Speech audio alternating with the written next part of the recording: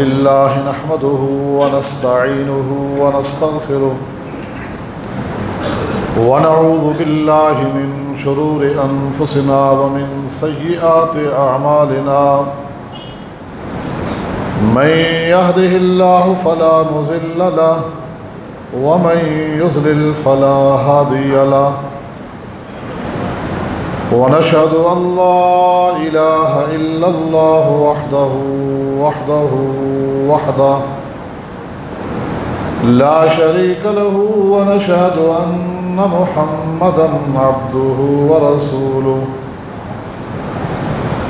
اللهم صل على محمد وعلى آل محمد كما صليت على إبراهيم وعلى آل إبراهيم إنك حميد مجيد اللهم بارك على محمد وعلى آل محمد كما باركت على إبراهيم وعلى آل إبراهيم إنك حميد مجيد أما بعد فإن خير الحديث كتاب الله وخير الهدي هدي محمد صلى الله عليه وسلم وشر الأمور محدثاتها وكل محدثة بدعة وكل بدعة ضلالة وكل ضلالة في النار أعوذ بالله من الشيطان الرجيم بسم الله الرحمن الرحيم وإذ ابتلى إبراهيم ربه بكلمات فأتمهن قال إني جاعلك للناس إماما قال ومن ذريتي قال لا ينال عهد الظالمين حمد و ثنا اور درود و سلام کے بعد سورۃ البقرہ کی آیت نمبر 124 آپ کے سامنے تلاوت کی ہے۔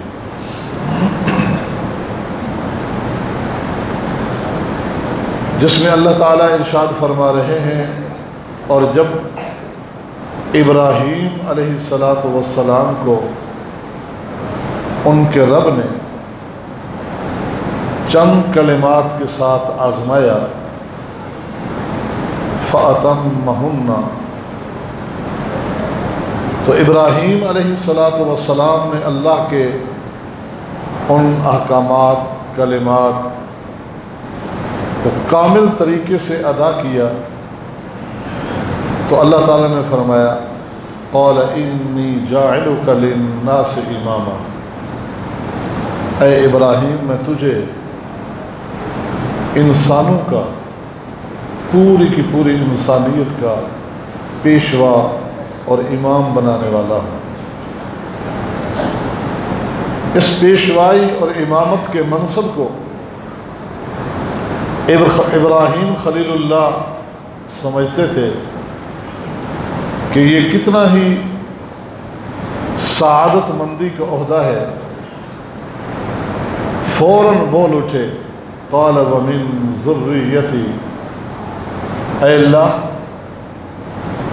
یہ منصب تو میری ذریت، میری اولاد میں سے بھی کچھ لوگوں کو عطا کرتے رہنا۔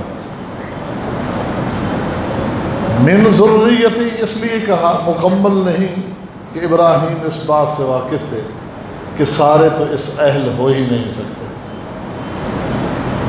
تو اللہ تعالیٰ نے بھی آگے یہی تصریح فرمائی کہ قال لا ینال عہد الظالمین، ٹھیک ہے ابراہیم تجھ سے وعدہ کہ تجھے بھی امامت کے لیے چنا منتخب، اور تیری ذریت میں سے بھی، تیری اولاد میں سے بھی میں امامت کے اس منصب کے لیے کچھ لوگوں کا انتخاب کرتا رہوں گا، لیکن یہ یاد رکھنا کہ جو ظالم ٹھہرے، جو میرے نافرمان ٹھہرے، میرا یہ وعدہ ان لوگوں کے لیے نہیں ہے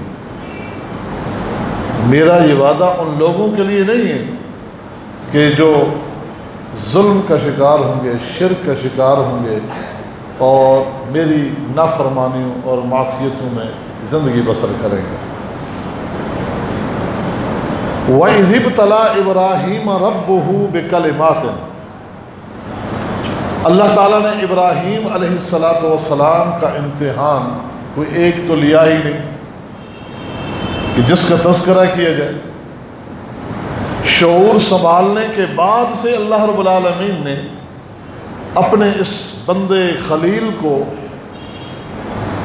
امتحانات کے مراحل سے گزارنا شروع کیا۔ کبھی ستاروں کی شکل میں، کبھی چاند کی شکل میں، کبھی سورج کی شکل میں، کبھی دعوت توحید کو ماننے کی شکل میں، والدین سے ٹکرانے کی شکل میں، قوم اور برادری کی مخالفتیں جھیلنے کی شکل میں، حکومت وقت سے ٹکرانے کی شکل میں، ان کے سامنے اللہ کی دعوت کو رکھنا، تاکہ اپنے وطن، اپنی سرزمین کو چھوڑ کے چلے جانا، ہجرت والی آزمائش، اور پھر ایک ظالم حکمران سے واسطہ پڑا، اس سے اللہ نے نجات دی۔ سیدنا اسماعیل گھر میں بچہ پیدا ہو جانے کے بعد آزمائشوں کا رخ اور طریقے سے بدل گیا انداز۔ بچے کو چھوڑ کے آؤ، بچے کی ماں کو چھوڑ کے آؤ، جی اب جائیے، چلے گئے، جاؤ اس بچے کو میرے راستے میں قربان کر دو۔ یہ امتحانات،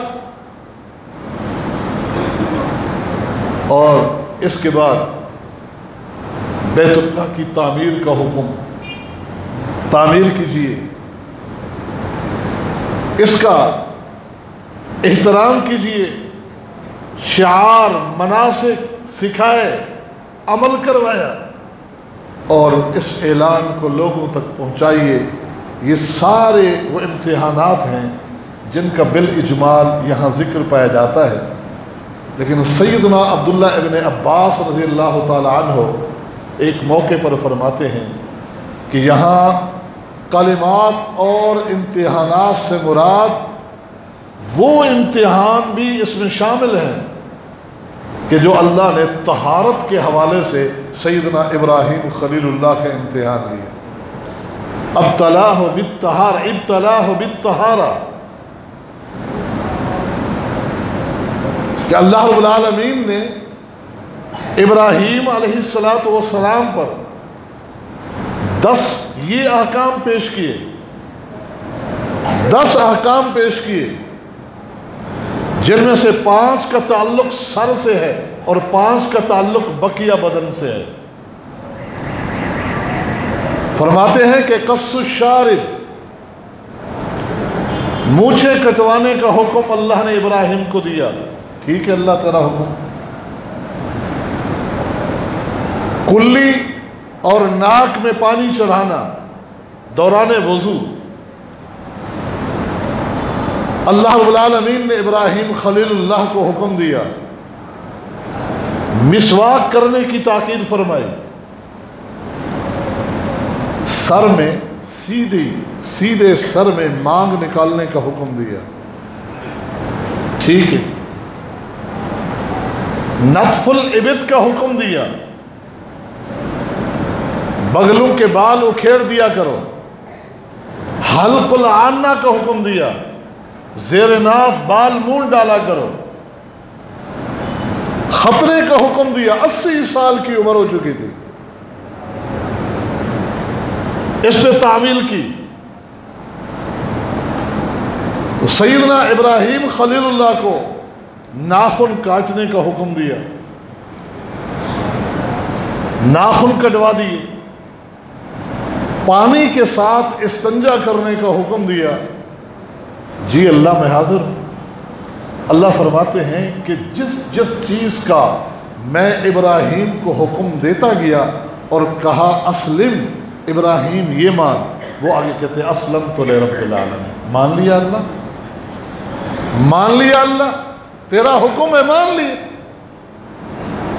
تو سیدنا ابراہیم خلیل اللہ کے ان امور عشرہ کو سیدنا عبداللہ ابن عباس فرماتے ہیں بڑی اہمیت حاصل ہے ان کو بھی بنیادی احکام و مسائل کے اندر جن کا تعلق طہارت سے ہے۔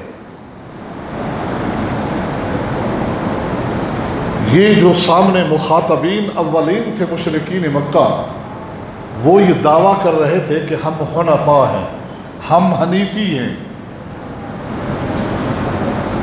حنیفی اور حنفاء کس کو کہا جاتا تھا؟ جو سیدنا ابراہیم خلیل اللہ کے دین کا پیروکار ہوا کرتا تھا۔ تو ان کا دعویٰ تھا کہ ہم تو سیدنا ابراہیم خلیل اللہ کے دین کے پیروکار ہیں۔ یہ خالی دعویٰ تھا،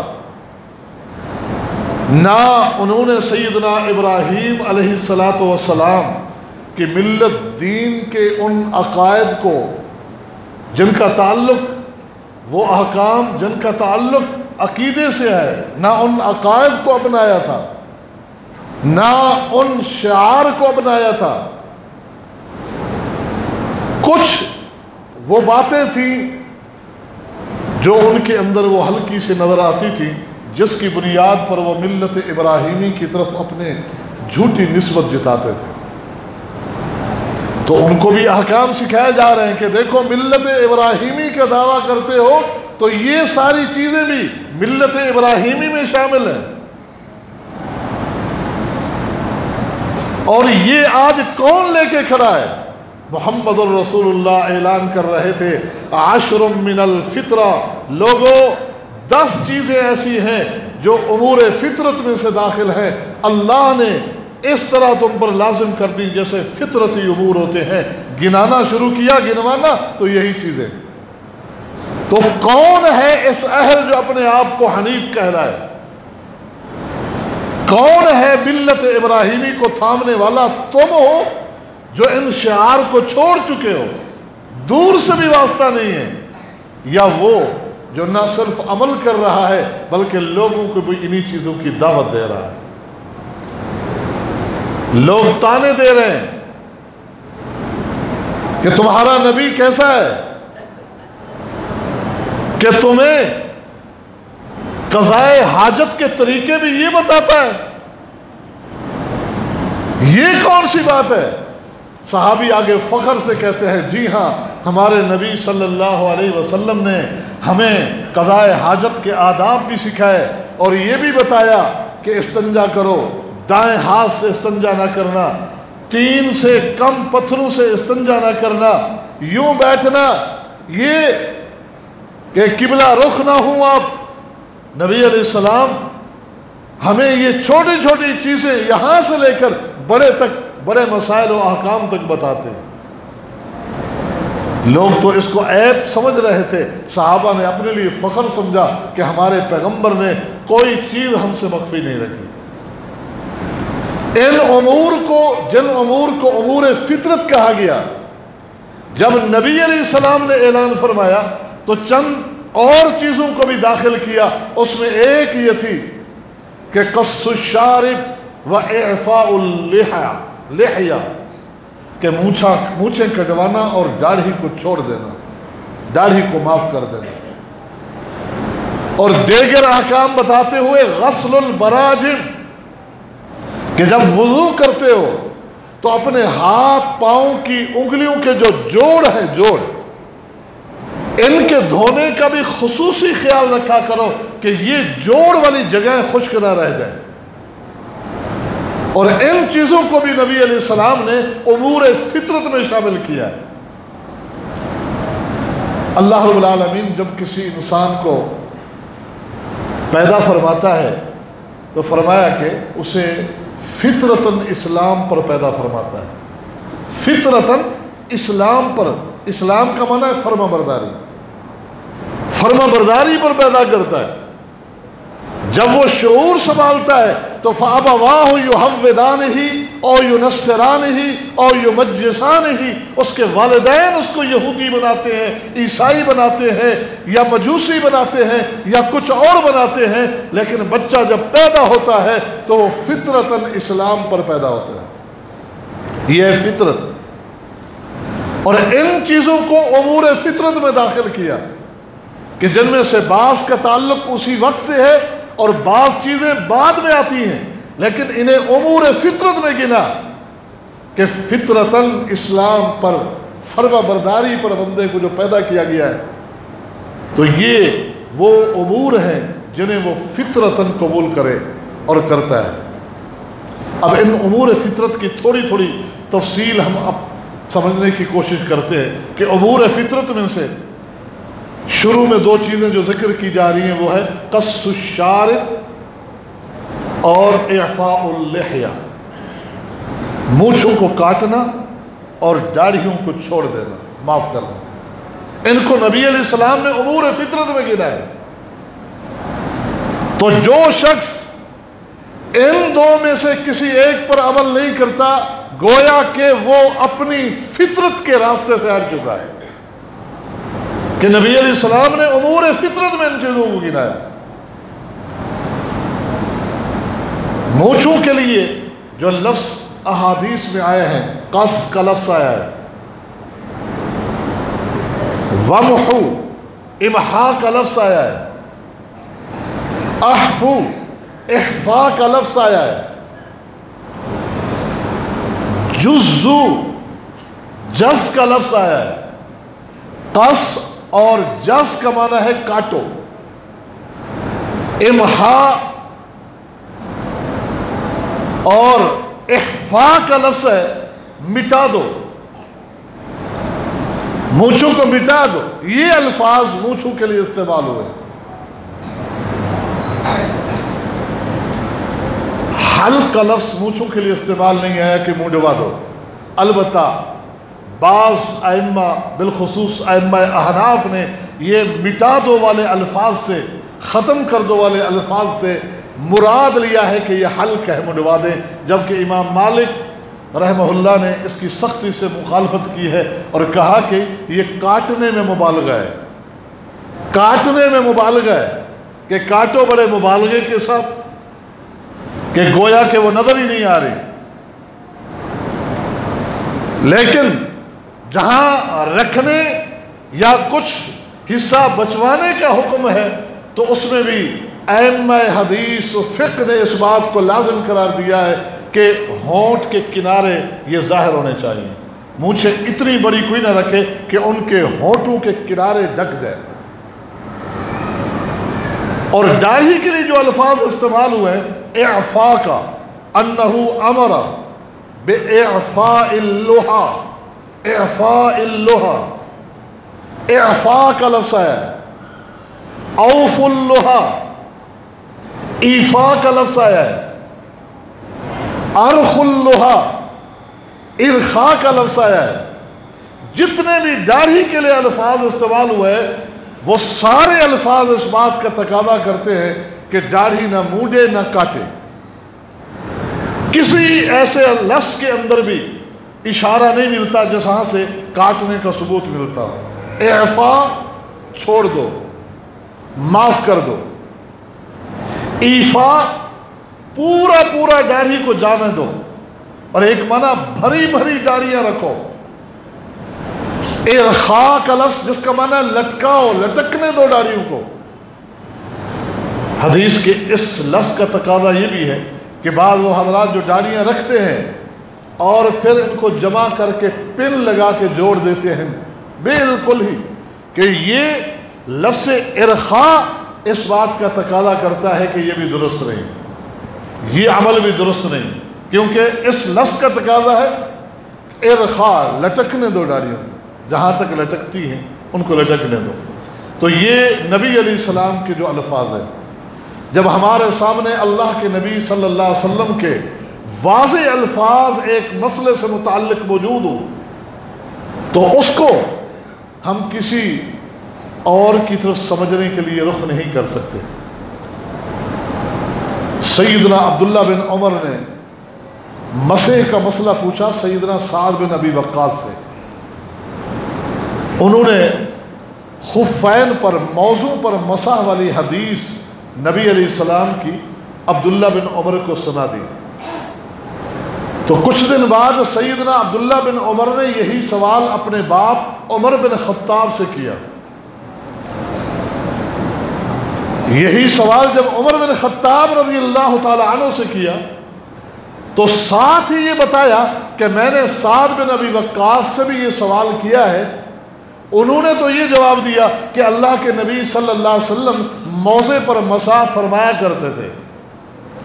تو سیدنا عمر نے اور تو کوئی جواب نہیں دیا، البتہ بیٹے کو تھوڑی سی تنبیہ فرمائی، زجر فرمائی کہ جب سعد نے تمہیں اللہ کے نبی کی حدیث بتا دی، اللہ کے نبی کی حدیث بتا دی، پھر عمر سے اس لیے پوچھ رہے ہو کہ عمر کچھ اور گنجائش نکالتے ہیں یا نہیں نکالتے، کہ عمر کوئی اور بات بتائیں حدیث سے ہٹ کر. ایسا نہ کیا کرو، آگے کہا ایسا نہ کیا کرو.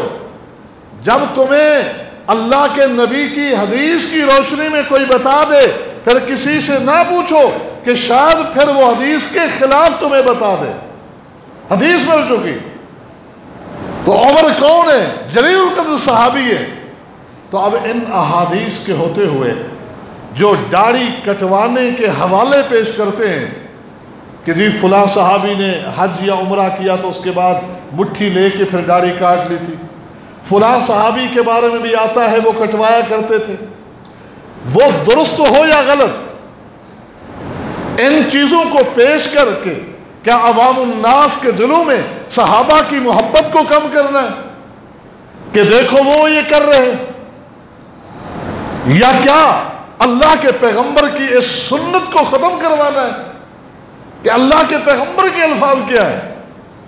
افسوس تو یہ ہوتا ہے کہ ہمارے ممبروں پر ہی یہ بات کہی جاتی ہے کہ عبداللہ بن عباس نے کہا مجھے خطرہ ہے، ڈر ہے کہ زمین شک نہ ہو جائے، تم دھنس نہ جاؤ، مجھے خطرہ ہے کہ آسمان کا ٹکڑا تم پہ گر نہ جائے، تم تباہ نہ ہو جاؤ کہ میں تمہیں اللہ کے نبی کی حدیث سناتا ہوں، تم کہتے ہو ابو بکر نے یہ کہا، تم نے کہتے ہو عمر نے یہ کہا. جب حدیث آ گئی اللہ کے نبی کی، ابو بکر و عمر بھی اس حدیث کے تابع ہیں، ان پر بھی لازم ہے وہ اس حدیث کو مانے. تو اس باب میں جو حضرات بڑی تگ و دو کر رہے ہیں، کوشش کر رہے ہیں داڑھیاں لوگوں کی کٹوانے کی، وہ محض کچھ آثار پیش کر رہے ہیں کہ دیکھو فلاں کیا وہ حدیث کے خلاف کر سکتا ہے، کیا فلاں کیا وہ حدیث کے خلاف کر سکتا ہے. ہم کسی کو حدیثوں سے لڑانا نہیں چاہتے، ہم یہ کہنا چاہتے ہیں کہ اللہ کے پیغمبر کی حدیث یہ ہے. اور یہ امور فطرت میں دو چیزیں، ان امور فطرت والی چیزوں کی تھوڑی سی توجیہ کرنی ہے کہ مونچھوں کا ترشوانا، کٹوانا اور داڑھی کو معاف کر دینا. تیسری چیز تقلیب الاظفار، ناخن کٹوانا. ناخن، نتف الابط، بغلوں کے بال، حلق العانہ، زیر ناف بال کے لیے زیادہ سے زیادہ مدت جو کہ مجبوریوں کی شکل میں اختیار کی جا سکتی ہے، احادیث میں 40 دن تک ترک تو جائز ہے، اس کے بعد مخالفت ہی مخالفت، معصیت اور نافرمانی ہی نافرمانی، یہ بھی زیادہ سے زیادہ. نہیں تو عمل میں جو ہے وہ اس سے ہی جلدی جبھی بڑھتے ہوئے نظر آئے. اور خصوصاً ناخنوں کا مسئلہ جو کہ ایک ہمارے معاشرے میں رواج بن چکا ہے، رواج کی شکل اختیار کر چکا ہے. پتہ ہے اس کی حیثیت کیا ہے؟ صحابی فرماتے ہیں ہم نبی علیہ السلام کے ساتھ ایک سفر میں تھے، دوران سفر ایک جگہ پڑاؤ ڈال رکھا تھا، ایک اونٹ بھاگ گیا، اس کو پکڑنے کی کوشش کی، وہ ہاتھ نہیں لگا. گھڑ سوار کی تعداد بہت کم تھی، تو ایک صحابی نے بسم اللہ اللہ اکبر کہا اور مارا تیر، اونٹ وہیں ڈھیر ہو گیا۔ اب نبی علیہ الصلوۃ والسلام کے پاس آئے کہ یوں ہم جنگلی جانور کو یوں شکار تو کرتے ہیں، پالتو جانور کے لیے یہ حکم تو نہیں ہے کہ پالتو جانور کو بھی اس طرح شکار کیا جا سکتا ہے، گرایا جا سکتا ہے، اس کو تو ہلاک کرنا ہے یا نہر کرنا ہے۔ لیکن آج اس اونٹ نے تھکا دیا تھا ہمیں، تنگ آ کر ہم نے اس کے ساتھ وہی معاملہ کیا ہے جو ایک جنگلی جانور کو شکار کرنے کے لیے معاملہ کیا جاتا ہے۔ تو نبی علیہ السلام نے فرمایا ٹھیک ہے کھاؤ، اور فرمایا کہ ان منہا اوابد کا اوابد الوحش، جی ہاں اونٹوں میں کچھ اونٹ ایسے ہوتے ہیں جو جنگلی جانوروں کی طرح بدکنے والے ہوتے ہیں، اگر کوئی اس طرح کرے تو اس کا معاملہ تم بھی اس طرح کر سکتے ہو۔ جب یہ نبی علیہ السلام نے بات بتائی تو ایک صحابی نے عرض کی اللہ کے نبی صلی اللہ علیہ وسلم انا لنخاف ان نلقى العدو غدا وليس معنا مدى، کل ہمیں اندیشہ ہے کہ دشمن سے ہماری لڑائی ہوگی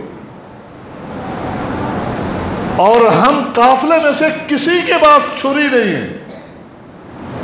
اب ہم جنگوں میں الجھ جائیں گے جب، تو کسی کے ہاں جا کر ہم چھری نہیں مانگ سکتے جانور ذبح کرنے کے لیے، آخر کھانے تیار کرنے۔ افنصبح بالقصب، سرکنڈا یا بانس کی لکڑی جس کا چھلکا ذرا سخت ہوتا ہے، تو کیا اس لکڑی کے اس چھلکے کے ساتھ ہم جانور کو ذبح کرنا چاہیں کر سکتے ہیں؟ تو نبی علیہ السلام نے فرمایا ما انہر الدم وذکر اسم اللہ علیہ فکل، ہاں ہر وہ چیز جس کو تم چلاؤ اور خون نکل آئے اور تم نے اللہ کا نام اس پہ لیا ہے تو وہ تمہارے لیے حلال ہے، اسے کھا سکتے ہو۔ لیس السن والظفر، دانت اور ناخنوں کے علاوہ، دانتوں اور ناخنوں کے علاوہ، کیونکہ دانتوں سے بھی تم خون نکال سکتے ہو، ناخنوں سے بھی خون نکال سکتے ہو۔ دانتوں اور ناخنوں کے علاوہ جو چیز بھی ہو، پتھر ہو، لکڑی ہو، چھری کے قائم مقام کہ جس کو چلا کے خون بھی نکل جائے اور اللہ کا نام بھی اس جانور پہ لیا جائے، جانور مر جائے، وہ حلال ہے، کھا لو۔ فرمایا کہ میں ان دو کے بارے میں تمہیں بتاتا ہوں کہ دانت اور ناخن کیوں نہیں۔ فرمایا کہ فَأَمَّا السِّنُ فَعَزْمٌ وَأَمَّا الظُّفُرُ فَمُدَ الْحَبَشَ۔ فرمایا یہ دانت جو ہے نا، دانت یہ تو ہڈی ہے، اور ہڈی کے بارے میں ایک اور مقام پر آپ صحابہ کو سمجھا چکے تھے، تو یہاں ہڈی بتایا، وہ بات سمجھ گئے کہ ہڈی کا مقصد کیا ہے۔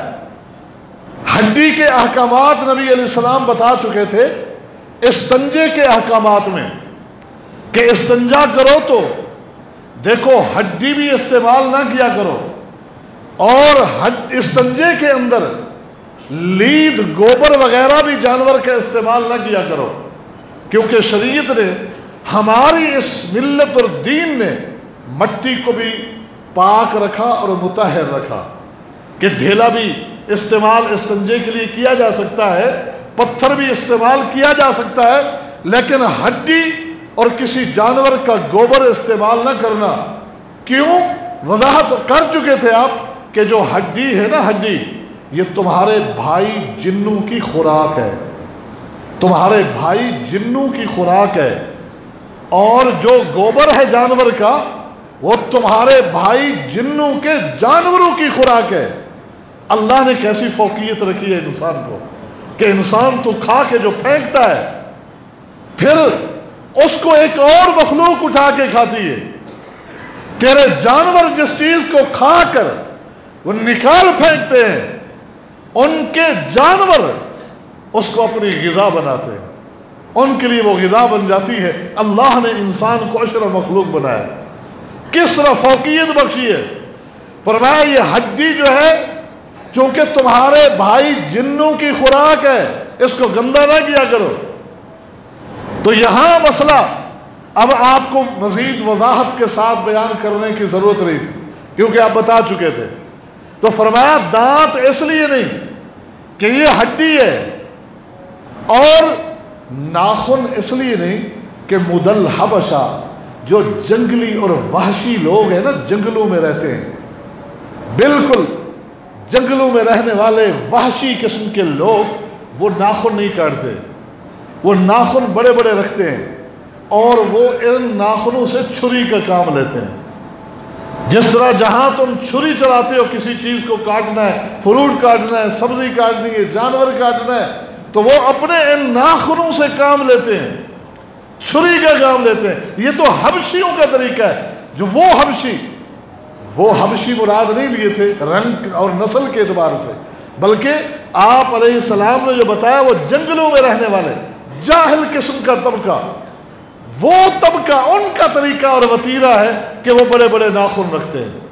آج پڑھا لکھا طبقہ اپنی ترقی، اپنی کامیابی اس طرح جتا رہا ہے کہ ناخن بڑے بڑے، اپنی زینت اس کو جتا رہا ہے کہ ناخن بڑے بڑے رکھنے ہیں نہیں تو بناوٹی لے کے لگا لو تاکہ نظر آئے کہ بڑے بڑے ناخن ہیں ہمارے.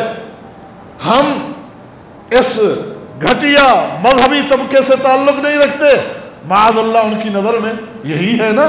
اپنے آپ کو ماڈرن جتانے کے لیے لباس کون سا اوڑا ہے؟ جو جنگلوں میں رہنے والے ننگ دھڑنگ رہنے والی قوم جن کا وتیرہ اور انداز ہے وہ ہمارے اس ماڈرن طبقے کا رواج اور رسم بن چکا، زینت کا سبب بن چکا. تو نبی علیہ الصلوۃ والسلام نے فرمایا یہ امور فطرت میں سے ہیں. ہاتھ اور پاؤں کے سارے ناخن، یہ نہیں ہے کہ 4 انگلیوں کے کاٹ لو 1 کے رہنے دو. امور فطرت میں سے داخل ہے کہ ان تمام ناخنوں کو بھی بڑھتے ہوئے ناخنوں کو کاٹتے رہنا. امور فطرت گنواتے ہوئے نبی علیہ الصلوۃ والسلام نے ایک چیز جو گنوائی وہ استنجا بالماء ہے، استنجا کرنا. نبی علیہ السلام نے اس کے احکامات بتائے، قضاء حاجت کے طریقے بتائے، استنجے کے احکامات بتائے. قضاء حاجت کے لیے بیٹھو، نبی علیہ السلام نے فرمایا کہ اس طرح بیٹھو کہ قبلہ رخ نہ بیٹھو، دائیں ہاتھ سے استنجا نہ کرو، اور اگر پانی میسر نہیں مٹی کے ڈھیلے یا پتھر استعمال کرنے ہیں تو 3 پتھروں سے کم استعمال نہ کرو.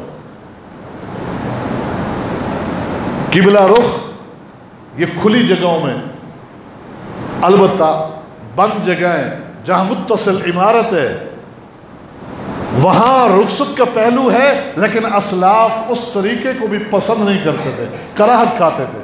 کیونکہ صحابہ فرماتے جب ہم نے ملک شام فتح کیا تو وہاں جو گھر ملے، بنی ہوئی لیٹرینیں ملی، تو اکثر لیٹرینیں ان کا رخ قبلے کی طرف ہوتا تھا. تو ہم جب بیٹھتے، ایک تو ہم ننحرف بیٹھتے بھی تھے، تھوڑا مڑ کر پلٹ کر بیٹھتے تھے کہ بالکل قبلہ سامنے نہ ہو، اور پھر جب نکلتے تو نستغفر اللہ، پھر بھی ہم استغفار کیا کرتے تھے کہ اللہ تو معاف فرما دینا. یعنی اگرچہ رخصت ہے شریعت میں کہ متصل آگے عمارت ہو تو بیٹھا جا سکتا ہے، لیکن اسلاف اس عمل کو پھر بھی کراہت کی نگاہ سے دیکھتے تھے. تو نبی علیہ السلام نے یہ احکام بتائے، آداب بتائے، اور فرمایا کہ اللہ تعالیٰ نے مجھے کچھ ایسی چیزیں عطا کی ہیں جو مجھ سے پہلے کسی اور کو عطا نہیں کی. ان میں سے ایک چیز یہ تھی کہ اللہ تعالیٰ نے مٹی کو ہمارے لیے پاک بنا دیا، مٹی کو ہمارے لیے پاک بنا دیا. اسی وجہ سے یہ امت اس امت کا خاصہ ہے کہ اگر پانی میسر نہیں یا کسی وجہ سے پانی کا استعمال درست نہیں ہے، نقصان کا سبب ہے، غسل فرض ہو چکا ہے، تیمم کر لو. وضو کرنا ہے، مٹی سے تیمم کر لو. ایسے ہی قضاء حاجت کے لیے گئے، مٹی کے ڈھیلے یا پتھر استعمال کر لو. یہ اللہ رب العالمین نے اس امت کو جو خصوصی انعامات عطا کیے انہی میں سے ایک انعام یہ امور فطرت میں سے ایک السواک ہے، مسواک کرنا. مسواک کو تو نبی علیہ السلام نے فرمایا یہ مطہرۃ للفم و مرضات للرب ہے. یہ تمہارے منہ کو صاف کرتا ہے اور تمہارے رب کو تم سے خوش کرتا ہے، لہذا اس کو لازم کر لو. نبی علیہ السلام جب صبح اٹھتے تھے سب سے پہلے کیا کرتے تھے؟ فرمایا یشوس فاہ بالسواک. سب سے پہلے جب اٹھتے تو اپنے منہ کو مسواک سے صاف کرتے تھے. ام المومنین سے کوئی پوچھنے والا پوچھ رہا ہے نبی علیہ السلام جب گھر میں داخل ہوتے تو سب سے پہلے کیا کرتے؟ فرمایا اذا دخل بیتہ، جب گھر میں داخل ہوتے سب سے پہلا کام یہ ہوتا کہ یشوس فاہ بالسواک، آپ مسواک کر رہے ہوتے تھے. پہلا کام دیکھا آپ مسواک کر رہے ہوتے تھے. مسواک کثرت کے ساتھ آپ نے، حتیٰ کہ فرمایا لولا ان اشق علیہم لامرتہم بالسواک عند کل صلاۃ. اگر مجھے یہ بات، یہ ڈر، یہ اندیشہ نہ ہوتا کہ میری امت مشکل میں پڑ جائے گی میرے اس حکم کی وجہ سے، تو میں تو ان کو حکم دے دیتا کہ ہر نماز سے پہلے مسواک کیا کرو. ہر نماز سے پہلے مسواک کیا کرو.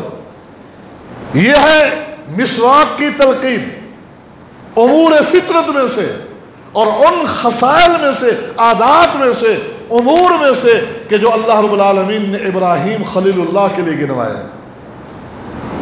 ایک مسواک کا کرنا دوران وضو امور فطرت میں سے یہ ہے کہ غسل البراجم، غسل البراجم، انگلیوں کے درمیان کے جوڑ یہ خشک نہ رہ جائیں. نبی علیہ السلام نے کیا تلقین فرمائی اس کی اور کیا ایسا اہتمام کرنے والوں کی فضیلت بتائی. فرمایا کہ میں تمہیں وہ چیزیں بتاؤں کہ الا انبئکم علی ما یمحو اللہ بہ الخطایا ویرفع بہ الدرجات، کہ اگر جن کو کوئی بندہ اپنا لے اللہ ان کے گناہ مٹا دیتا ہے اور درجات کو بلند فرما دیتا ہے.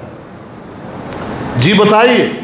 فرمایا کثرت الخطا الی المساجد، تمہارے قدموں کی زیادہ تعداد مسجدوں کی طرف ہونی چاہیے، مساجد کی طرف آنا جانا. یہ عمل. وانتظار الصلاۃ بعد الصلاۃ، ایک نماز کے بعد دوسری نماز کا انتظار. واسباغ الوضوء علی المکارہ، اسباغ وضو کرنا کس طریقے سے کہ وضو کا جو پانی ہے اس کو تم وہاں تک پہنچاؤ جہاں تک پہنچنا ذرا دشوار ہوتا ہے. جہاں تک پانی کا پہنچنا بالخصوص موسم سرما میں پسندیدہ نہیں ہوتا. فرمایا وضو کا پانی وہاں تک پہنچانا، پورے مبالغے کے ساتھ وضو کرنا کہ اعضائے وضو میں سے کوئی ذرہ، کوئی جگہ بھی خشک نہ رہ جائے. یہ اہتمام کرنا، یہ 3 اعمال ایسے ہیں جن سے اللہ اپنے بندوں کے گناہ مٹا دیتا ہے اور درجات کو بلند فرما دیتا ہے. اور اس کے ساتھ ساتھ یہ امور فطرت میں داخل ہے. امور فطرت کے اندر بھی داخل ہے یہ امور. تو ہماری عمومی طور پر یہ توجہ ان امور کی طرف نہیں ہوتی. شریعت نے ان کو کتنی اہمیت دی کہ سیدہ عائشہ رضی اللہ تعالی عنہ فرماتی ہے 10 من الفطرہ، لوگوں یہ جو چیزیں بیان کی جا رہی ہیں ان کا تعلق تمہاری فطرت سے ہے. ان کو اس طرح جوڑ لو، اس طرح لازم کر لو کہ جیسے فطرتی امور لازم ہو جاتے ہیں ایک انسان کے ساتھ. اللہ رب العالمین ہمیں یہ احکام مسائل سمجھنے کے ساتھ ساتھ ان پر عمل کرنے کی توفیق عطا فرما دے. وما علینا الا البلاغ.